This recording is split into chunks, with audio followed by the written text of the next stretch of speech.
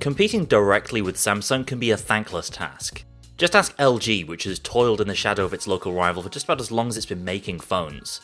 Even the genuinely good LG G6 struggled to move the needle when pitted against the Samsung Galaxy S8.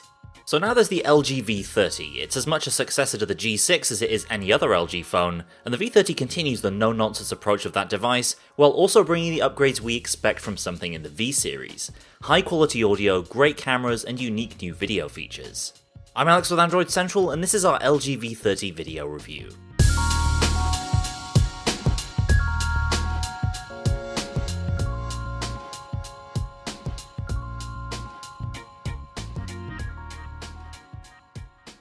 First of all, I should mention up front that we're using a pre-production version of the LG V30. LG seeds these early devices to press ahead of their phones going into full production, and while they're usually representative of the final product, this is not strictly speaking a retail-ready phone just yet. We'll follow up with some updated impressions when we get final devices, so be sure to subscribe so you don't miss any updates. With that out of the way, let's deal with another really obvious point. Yep, the V30 looks kinda like a Galaxy S8. From the curved corners, minimal bezel, polished metal trim and tall aspect ratio, you might well mistake it for a Samsung phone, at least from a distance. Up close, the differences do come into focus. The V30 has a 6-inch display and is smaller in all directions than the S8 Plus, as well as using a shorter but still pretty tall 18:9 aspect ratio. But it's also flatter, thinner and lighter, and that gives it a distinct in-hand feel. It's actually a bit easier to hold onto than its contemporaries on the Samsung camp. The screen is a OLED panel from LG Display, the first in an LG phone since 2015's G Flex 2. Back then, LG's OLED technology was, well, bad. Really bad. But I'm happy to report that LG has made a huge amount of progress over the past 2 years, to the point where the V30 screen is almost as good as Samsung's Super AMOLED.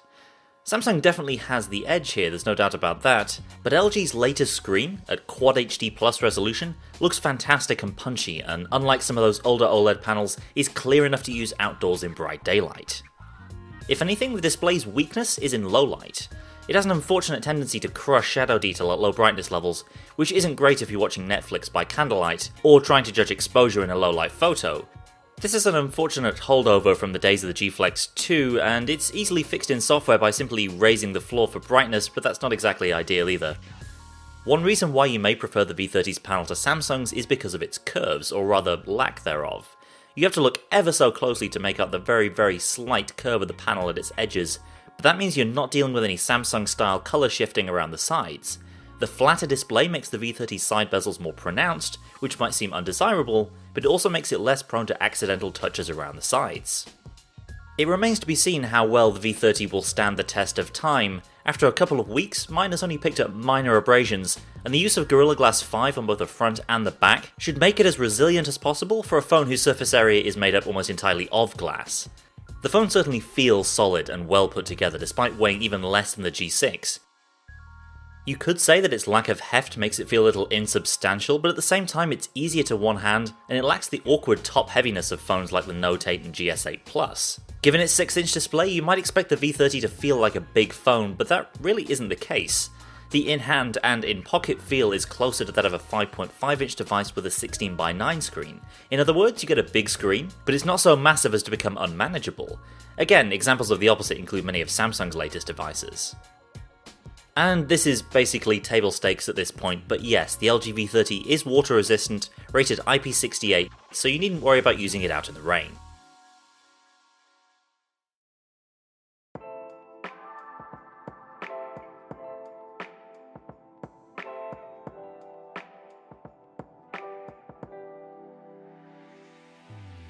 There's nothing at all too surprising in the V30's spec sheet. It's a run-of-the-mill hardware loadout for a 2017 flagship, Snapdragon 835, 4GB of RAM, 64GB of storage plus microSD, and a 3300 mAh battery. Now, more phones are starting to push to 6GB of RAM, but I've never really felt like the V30 is weaker for sticking at 4. Apps still load lightning fast, I've noticed no drop frames in the interface, nor have app reloads become particularly problematic. It also goes without saying that Qualcomm's latest mobile platform has more than enough power for whatever gaming needs you might have. Battery life too has been great. We've seen many phones this year with around a 3300 mAh battery and relatively large screens to boot, and thanks to more efficient CPUs and displays you can absolutely get a full day out of this kind of battery capacity. The V30 has regularly gotten me to the end of a 16-hour day with around 4.5 hours of screen on time. You're not looking at multiple days per charge by any means, but again, I'm fine with that in this kind of device. And when it is time to recharge, Qualcomm Quick Charge 3 and USB power delivery are both supported here. The only area of relative weakness has been standby time with the always-on display enabled. Overnight, I found the V30 will lose around 10% of charge if the always-on display is enabled or if it's not plugged in, which is more than many high-end rivals. On the subject of charging, it's great to see that there are no longer any weird regional variations in the V30's hardware, like we saw in the G6. All V30s have wireless charging built in and LG's famed quad DAC.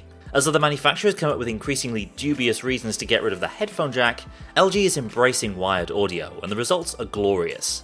If you have a nice pair of studio headphones, you'll really appreciate the stronger output of the V30, to the point where it'll be hard to go back to anything else. And LG's also partnering with B&O Play, hence the branding around the back of this European unit, to include some surprisingly good wired earbuds in the box. Unfortunately though, on-device audio is nothing special, and the bottom firing speaker is just okay.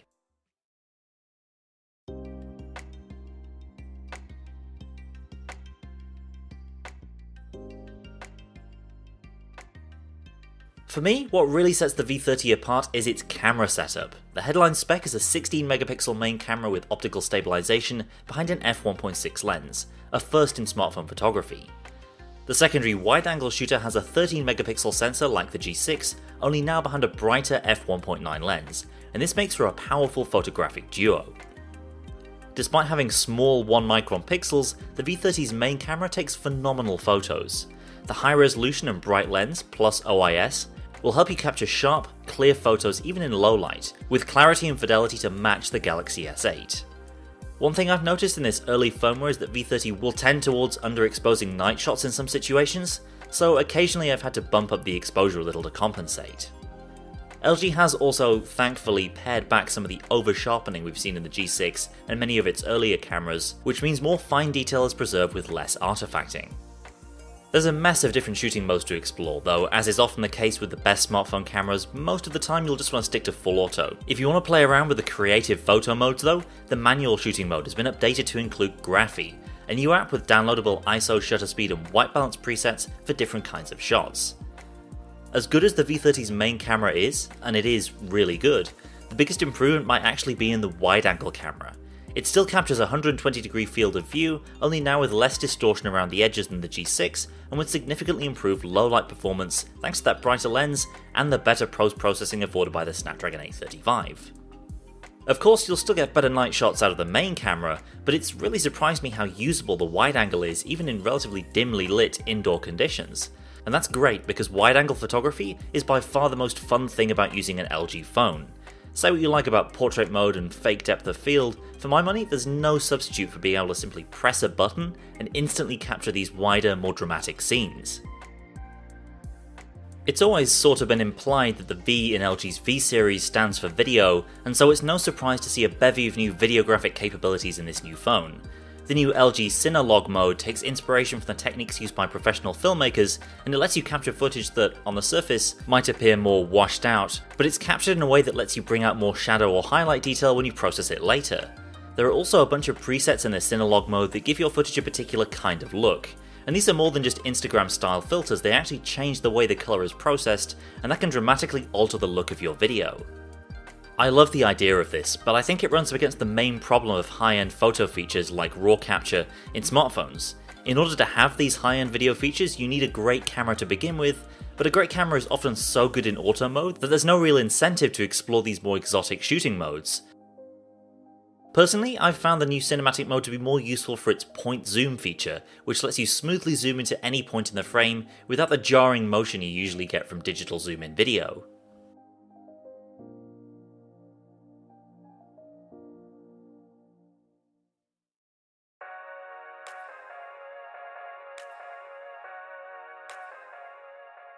So the camera is clearly where most of the software effort has gone in the V30, but it's worth mentioning the handful of other tweaks that lend this phone a bit more polished than the G6 on the software side.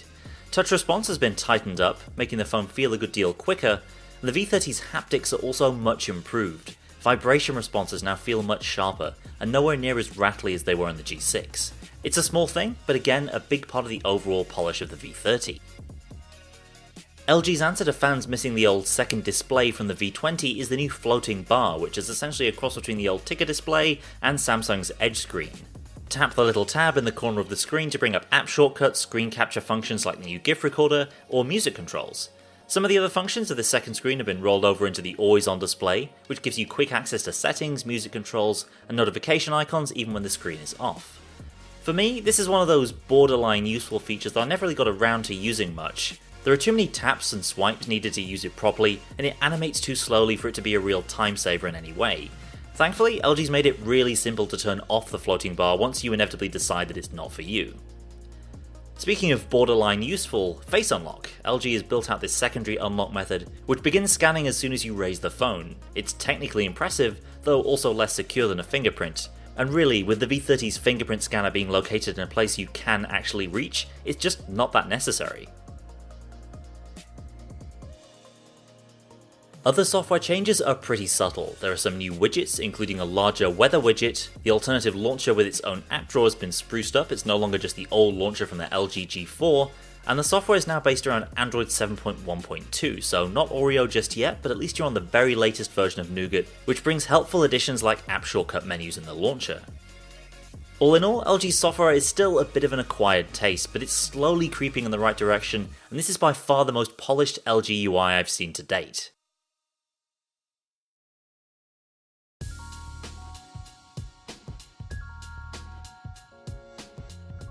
The LG V30 gets an awful lot right. It would be easy to call it a Samsung copycat, nevertheless the design continues the no-nonsense trend of the G6 with better quality than ever. The display, despite some low light issues, is a step beyond any previous LG phone in terms of quality. The size is near perfect for me, giving me a big display in a more ergonomic handset than Samsung, and the camera builds on everything I loved about the G6 with better low light performance, superior processing, and new video tricks that I might not use all the time, but are nice to have all the same. LG's phones will inevitably be judged by the standards of its main competitor, and that comparison is actually really interesting this year. LG has retained all the things that make its phones unique, like high-end video, the wide-angle camera, and the quad DAC, while also shipping with fewer annoyances than its Samsung rivals. The fingerprint scanner is in a place you can actually reach, there's no frustrating animation jank, no Bixby button. So as much as I could praise the great design and camera features, there is another very compelling argument for the V30. In a world of headphone jacks going away and weird screen dimples and $700 phones with inexplicably bad cameras and dumb fingerprint placements and bad biometrics, the V30 is a phone with no BS that just does everything well. And then it goes the extra mile with this phenomenal dual camera setup, and it does all that at a price considerably below many of its main rivals. The V30 is going to have its work cut out going up against the Note 8s and Pixels and iPhones of the world when it launches, but for the moment, it's easily among the best Android phones I've used, and it has every chance of becoming a sleeper hit for late 2017. Thanks for watching, be sure to subscribe if you like this video so you don't miss everything we do here at Android Central.